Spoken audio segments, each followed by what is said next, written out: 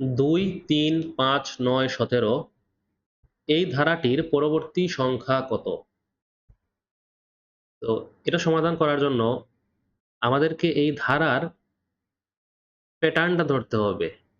এখানে এই পদগুলার মধ্যে সম্পর্কটা কি বা কি প্যাটার্ন মেনে চলতেছে সেটা আমাকে ধরতে হবে। তো এগুলো আমরা চেক করব। প্রথমে আমরা দেখব এটা কোনো সমান্তর বা গুণোত্তর হারে বাড়তেছে কিনা। সমান্তর মানে হচ্ছে এটা একই পরিমাণ বৃদ্ধি হয়ে যাওয়া, যোগ হয়ে যাওয়া। তো সেটা এখানে হচ্ছে না। গুণোত্তর মানে হচ্ছে এটা একই পরিমাণ গুণ হয়ে যাওয়া।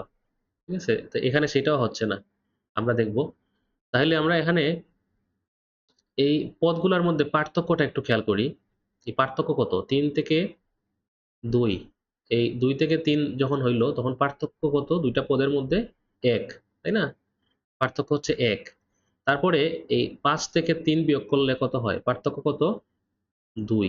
এখানে ৯ থেকে ৫ বিয়োগ করলে মানে এখানে ৫ থেকে ৯ যখন হইল তখন পার্থক্য কত? ৪।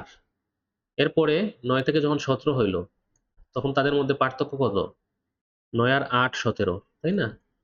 আচ্ছা, তাহলে আমরা এদের মধ্যে যে পার্থক্য, পাশাপাশি ২ টা পদের মধ্যে যে পার্থক্য সেটা আমরা একটা দেখলাম যে একটা প্যাটার্ন সম্ভবত আছে এখানে। এই প্যাটার্নটা কি?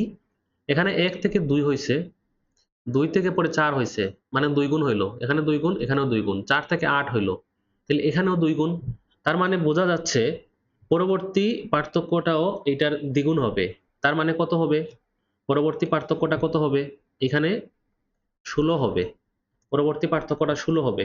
১৬ হওয়া মানে কি? মানে পরবর্তী পদটা এই ১৭ থেকে ১৬ বেশি। তো ১৭ থেকে ১৬ বেশি হইলে কত হয়? ১৭ আর ১৬ যোগ হবে, তাই না? এখানে হচ্ছে ৩, ৩৩। তাহলে পরবর্তী সংখ্যাটি কত হবে? এখানে ৩৩ হবে। তাহলে এটার আনসার হচ্ছে ৩৩।